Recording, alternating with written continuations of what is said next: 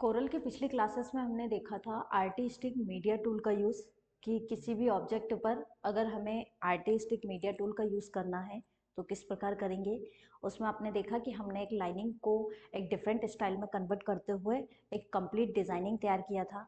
आज हम देखेंगे अगर हमें किसी टेक्स्ट पर आर्टिस्टिक मीडिया टूल का यूज़ करना है तो हम किस प्रकार से उसका यूज़ कर सकते हैं, इवन हमारे टेक्स्ट को किस प्रकार से ज़्यादा इफेक्टिव हम बना सकते हैं, तो उसको यहाँ पर हम समझेंगे।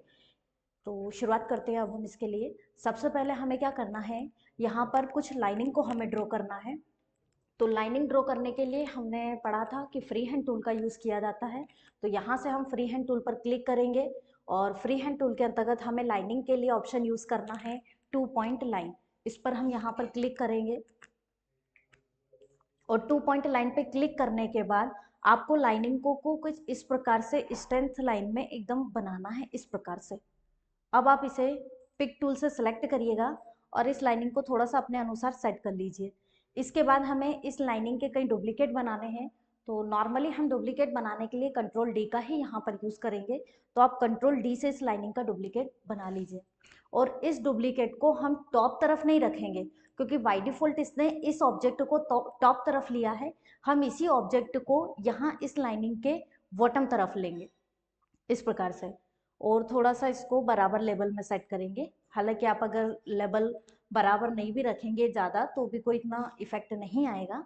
कुछ इस प्रकार की फॉर्म में आप अपने ऑब्जेक्ट को रख लें। इसके बाद आपको क्या करना है, फिर से यहाँ पर कंट्रोल डी करते हुए जाना है। मतलब लाइनिंगों का जो ग्रुप बनाना है वो थोड़ा ज़्यादा बड़ा बनाना है, कुछ इस प्रकार की फॉर्म में। और 2 से 4 बार हम कंट्रोल डी इसको कर देते हैं इस प्रकार से।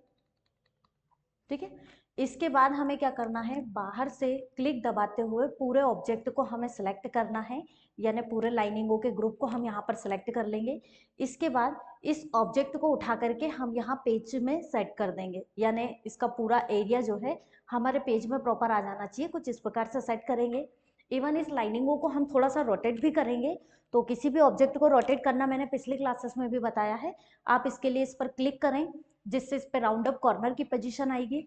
अब आप इसे जितना भी रोटेट करना चाहें अपने अनुसार किसी एक पॉइंट पर क्लिक को होल्ड करते हुए इस प्रकार से आप इसे रोटेट कर लीजिए। लेकिन रोटेट करने के बाद भी आपको ध्यान रखना है आपका ऑब्जेक्ट पेज के अंदर रहना चाहिए। अगर बाहर जा रहा है तो आप इसकी साइज को थोड़ा सा छोटा सेट कर सकते हैं। कुछ इस प्रकार से हम इसे तैयार कर लेंगे। इसके बाद आपको फिर से बाहर से क्लिक दबाते हुए इस ऑब्जेक्ट को सेलेक्ट करना है और इसको करना है आपको ग्रुप। तो ग्रुप करने के लिए हम कीबोर्ड से प्रेस करेंगे कंट्रोल जी। ठीक है, जिससे हमारा ये ऑब्जेक्ट पूरा ग्रुप हो जाएगा। इसके बाद इस लाइनिंग के ग्रुप को हमें यहीं छोड़ देना है। अब हम जाएंगे टूल बॉक्स के अंतर्गत टेक्स्ट टूल, मतलब उस टेक्स्ट को लेंगे अब हम जिसे हम इस लाइनिंग की स्टाइल में पर्टिकुलरली आर्टिस्टिक मीडिया टूल का यूज करते हुए कन्वर्ट करना चाह रहे हैं।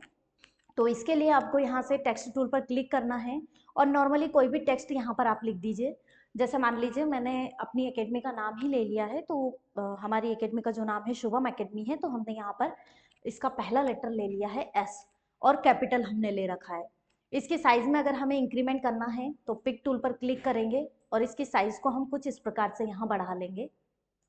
अब अगर इसकी फ़ॉन्ट स्टाइल चेंज भी आपको करना है तो वो आप ऊपर फ़ॉन्ट प्रॉपर्टी में जा करके और यहाँ से कोई भी डार्केबल फ़ॉन्ट इसका सेट कर दें या वो स्टाइल ले लें जिस स्टाइल में आप अपने टेक्स्ट को चाहते हैं।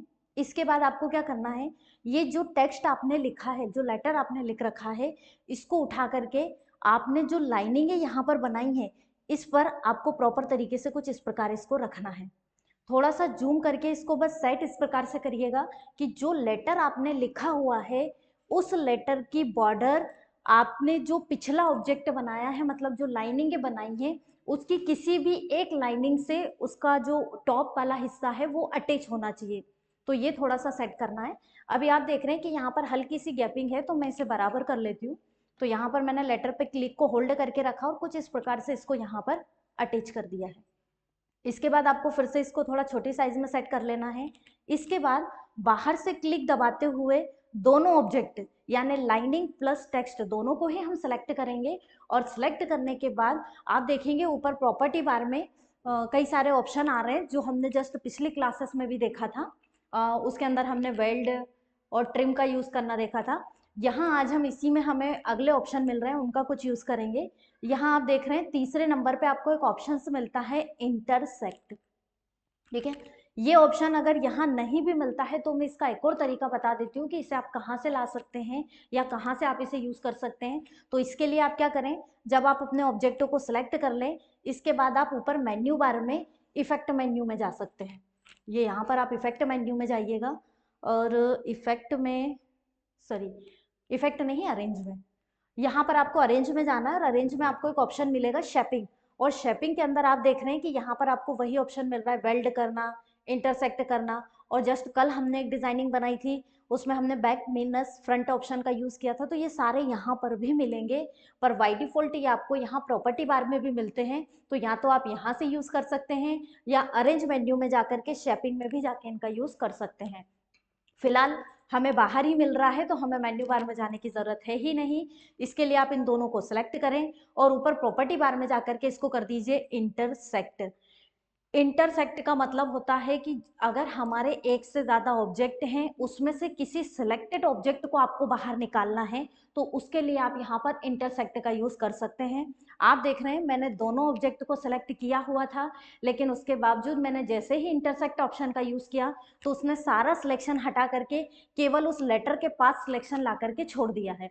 अब हम क्या करेंगे, पिक टूल से इस लेटर पर क्लिक को होल्ड करते हुए इस टेक्स्ट को बाहर निकालेंगे। तो आप देख रहे हैं कि यहाँ पर हमारा जो टेक्स्ट है कुछ इस प्रकार से आ रहा है। हम इसे डाउन में रख लेते हैं, थोड़ा सा जूम कर लेते हैं।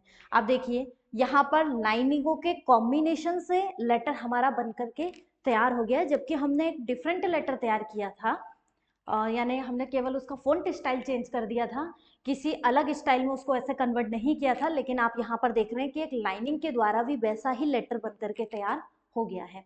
तो या तो आप सिंपल इस प्रकार से भी बना सकते हो, लेकिन मान लीजिए इस प्रकार से हमने बना लिया, बाद में हमें लग रहा है कि नहीं हमें इस पर कोई और स्टाइल लेनी है, कोई अलग तरह की लाइनिंग लेनी है, तो इसके लिए मैंने आपको आर्टिस्टिक मीडिया टूल का यूज भी बताया था, जिसके अंदर हमने कई सारे ऑप्शंस पढ़े थे। उन्हीं का अगर आपको इस पर यूज करना है तो इस लेटर को और भी कई स्टाइल में आप चेंज कर सकते हैं। कैसे करेंगे, इसके लिए आपको ये जो नया लेटर आपने बनाया है नई स्टाइल के साथ, इसको सेलेक्ट करना है और टूल बॉक्स में आपको फ्री हैंड टूल में जाना है और इसमें आपको ऑप्शन मिलता है Bezier, sorry artistic media tool, ये बेजियर के जस्ट नीचे मिल रहा है। आर्टिस्टिक मीडिया टूल का यूज करना है जो बेजियर के नीचे दिया हुआ है, इस पर आप क्लिक करें और क्लिक करेंगे तो इसकी प्रॉपर्टी बार आ जाएगी। प्रॉपर्टी बार में आप चाहें तो यहाँ से फर्स्ट ऑप्शन का तो यूज मत करिएगा क्योंकि प्रीसेट नॉर्मल स्टाइल देगा। आप इसमें ब्रश का यूज करिएगा क्योंकि ब्रश में अलग अलग तरह की लाइनिंग आपको मिलेगी। तो यहाँ पर ब्रश को क्लिक करना है और ब्रश को क्लिक करेंगे तो यहाँ आपको ऑप्शन मिल रहा है आर्टिस्टिक। इसमें भी आपको यही ऑप्शन रखना है, इसमें बाकी के ऑप्शन भी आएंगे लेकिन आपको फर्स्ट ही रखना है। इसके बाद इसकी स्टाइल में चले जाइएगा, यहाँ अलग अलग तरह की आपको स्टाइल मिल रही है। अब ये आपके ऊपर डिपेंड है आप किस तरह की स्टाइल में अपने टेक्स्ट को चाहते हैं। जिस स्टाइल में भी चाहते हैं वो आप यहाँ से ले सकते हैं। सपोज करें जैसे हम ये फर्स्ट स्टाइल आ रही है इसी में अपने टेक्स्ट को चाहते हैं तो सिर्फ आप सेलेक्ट कर देना, आप देखेंगे यहाँ पर उस स्टाइल में हमारा जो कंटेंट है यहाँ पर तैयार होकर के आ चुका है। अब अगर आपको इसका कलर वगैरह भी करना है तो आप इसको सिलेक्ट करें, पर ध्यान रखें आप इसका कलर सीधे कलर प्लेट से जाके कोई भी कलर इस पर नहीं कर सकते हैं। अभी आप देखिए मैंने यहाँ पर इस पर क्लिक किया हुआ है लेकिन कोई भी कलर इस पर अप्लाई नहीं हो रहा है। क्यों नहीं हो रहा है, क्योंकि ये तैयार किया गया है लाइनिंगों के द्वारा और लाइनिंग पर आप डायरेक्टली इस कलर प्लेट से कलर नहीं कर सकते। ये कलर प्लेट हमें पर्टिकुलरली ऑब्जेक्ट के लिए दी हुई है कि कोई ऑब्जेक्ट अगर हमने कंप्लीटली तैयार कर रखा है तो उसका कलर आप यहाँ से डाल सकते हैं। लाइन का डालना है तो इसके लिए मैंने पिछली क्लासेस में आप लोगों को बताया था, इसके लिए आप आउटलाइन पेन में जाना, टूल बॉक्स में आउटलाइन पेन में, यहाँ से आउटलाइन कलर में भी जा सकते हैं या फिर फंक्शन की F12 का भी यूज कर सकते हैं, वहां से भी आप लाइनिंग का कलर दे सकते हैं। फिलहाल हम यहीं पे चलते हैं आउटलाइन कलर पर, इस पे क्लिक करेंगे। ये हमारी आउटलाइन कलर विंडो आ चुकी है, इसमें से जो भी कलर आप चाहते हैं वो यहाँ पर सिलेक्ट कर लें और सिलेक्ट करने के बाद यहाँ से ओके पर क्लिक कर देना। पर आप देख रहे हैं कि अभी मैंने इस पे ओके पे क्लिक किया तो भी मेरा कलर यहाँ से नहीं आया है। इसके लिए मुझे अब F12 में ही जाना पड़ेगा और यहाँ से हमें इस पर पहले तो कोई आउटलाइन अगर देना चाहे तो वो हम दे सकते हैं, इवन कोई कलर अगर हमें देना है तो वो हम दें और ओके को क्लिक करेंगे। आप देख रहे हैं पर्टिकुलरली अब जो मैंने कलर लिया हुआ था वो यहाँ मेरे ऑब्जेक्ट का कलर आ चुका है। ठीक है, तो हम यहाँ पर जो है किसी भी टेक्स्ट का कलर कर सकते हैं। इवन आर्टिस्टिक मीडिया टूल के द्वारा किसी डिफरेंट स्टाइल का लेटर भी तैयार कर सकते हैं, कोई वर्ड कंप्लीटली तैयार कर सकते हैं और उसे अलग अलग स्टाइल में यहाँ पर यूज भी कर सकते हैं। तो आर्टिस्टिक मीडिया टूल केवल लाइनिंगों को अलग अलग स्टाइल में नहीं देता है, किसी ऑब्जेक्ट को नहीं देता है, बल्कि ये टेक्स्ट को भी अलग अलग फॉर्म में हमें कन्वर्ट करके और इफेक्टिव कंटेंट बनाने की परमिशन हमें देता है। तो आप इस प्रकार भी आर्टिस्टिक मीडिया टूल का बखूबी यूज कर सकते हैं।